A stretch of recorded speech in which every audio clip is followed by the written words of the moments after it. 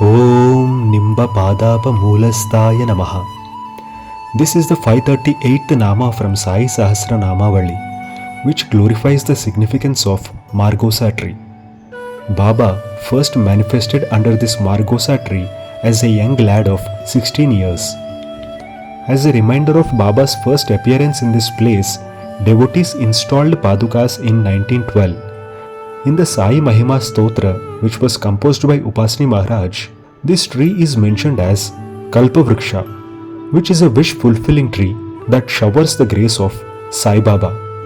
वो जो है ये उपासनी बाबा ने बनाया है, साईं बाबा का स्तोत्र है ये, साईं बाबा का महिमा उसमें वर्णन किया है कि निम्ब वृक्ष के नीचे रहते हैं, और ये निम्ब वृक्ष को कल्प वृक्ष की उपमा दे दी उन्होंने।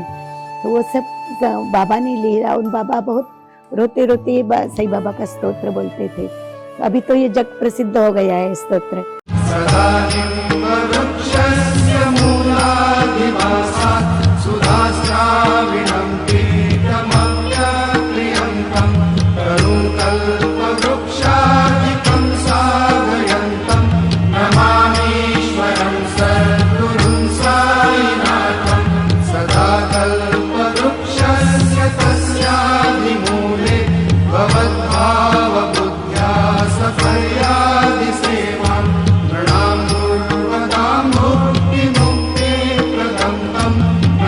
साईं बाबा के शिष्य उपासनी बाबा है।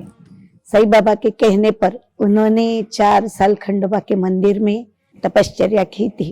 पहले तो उपासनी महाराज, उनका जन्म नासिक जिले में सटाना ग्राम में था, सत्यान भी उसको बोलते हैं।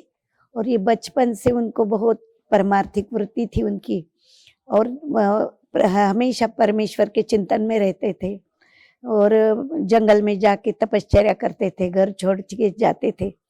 इसलिए उनके घर के लोगों ने उनकी शादी करवा दी।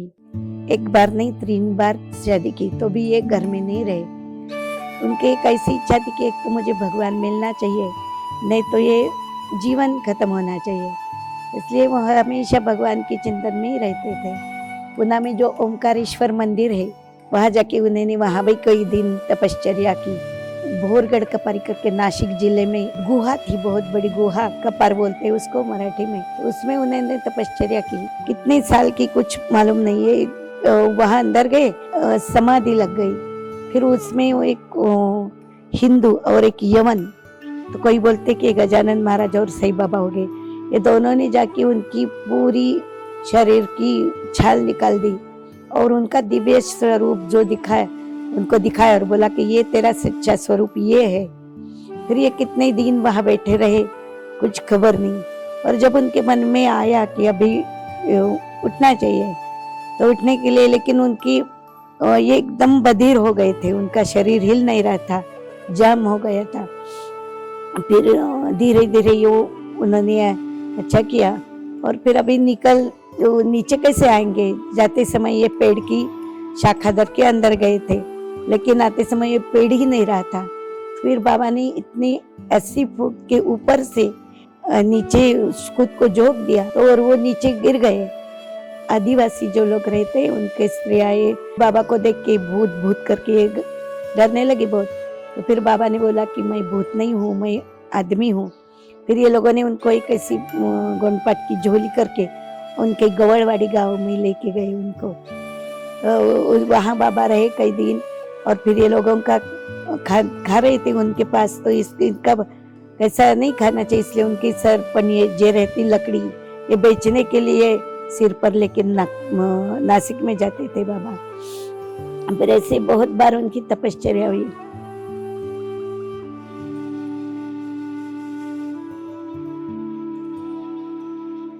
फिर बाबा को सांस की तकलीफ बहुत होने लगी, तो बाबा सब संतों के पास जाते थे कि ये सांस की तकलीफ हो रही। तो फिर यहाँ राहुरी गांव में है, राहुरी में एक योगाभ्यासी थे कुलकर्णी करके, उन्होंने बाबा को देखा, और ये बोले कि ये तेरी सांस की तकलीफ नहीं है, ये तेरा योग की आखिरी स्टेज है, और ये तो साईं बाबा के पास जाएगा तो ये तुझे पूरी हो जाएगी। फिर वो पहले जाने को तैयार नहीं थे कि मैं मुस्लिम है, साईं बाबा नहीं जाऊंगा, लेकिन ये बड़े थे, बुजुर्ग थे, उसका इसलिए बाबा ने उनका सुन के बाबा शिरडी में गए।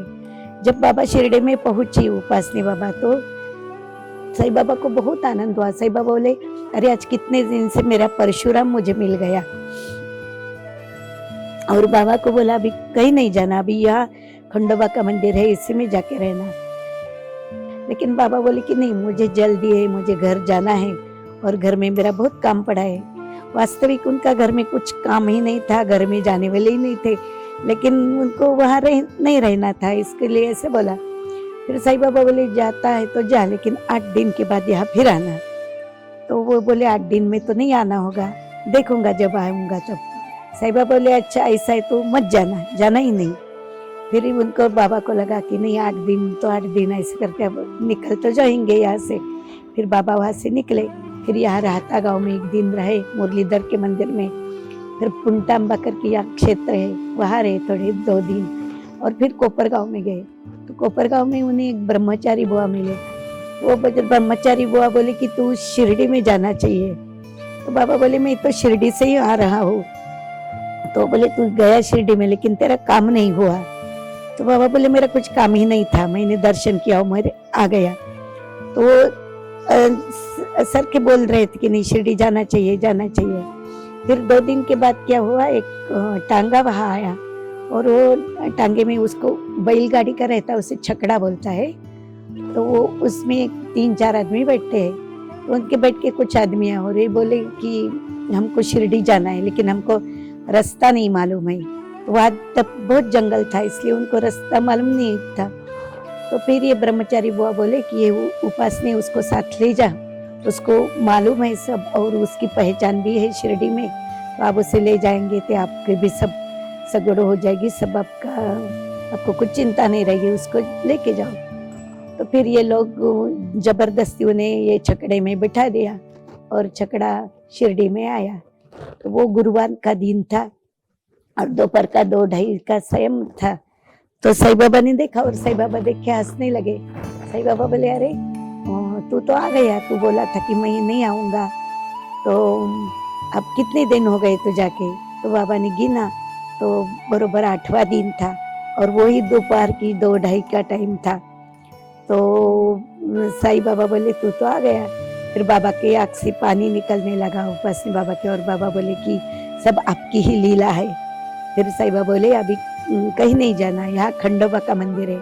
तो साईं बाबा खंडोबा के मंदिर को विठोबा का मंदिर बोलते थे। साईं बाबा बोले विठोबा के मंदिर में जाके बैठना, चुपचाप बैठ रहना उधर जाके, और किसी से कुछ बात नहीं करना ज्यादा। और 4 साल के बाद तुझे ये महारसापति तेरे ऊपर प्रसन्न हो जाएगा। और एक तराजू में डाला तो एक सब दुनिया एक बाजू में और तू एक बाजू में, ऐसी तेरी अवस्था होगी। फिर ऐसे करके बाबा ने 3.5-4 साल ऐसे ही निकाले।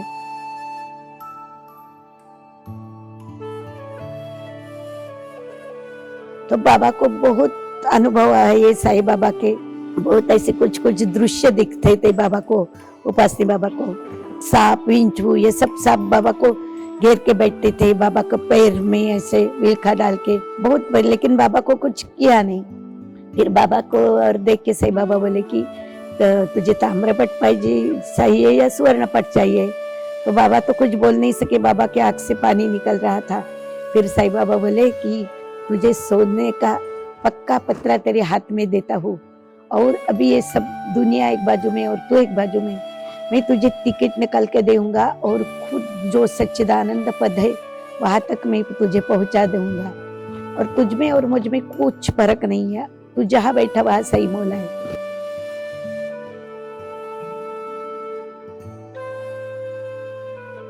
After Sai Baba's Mahasamadhi, Upasani Maharaj performed the religious rites in Varanasi. Although Sai Baba is an avatar who transcended life and death, Upasani Maharaj performed these rituals to honor the physical form of his Guru and to set an example of Guru Bhakti.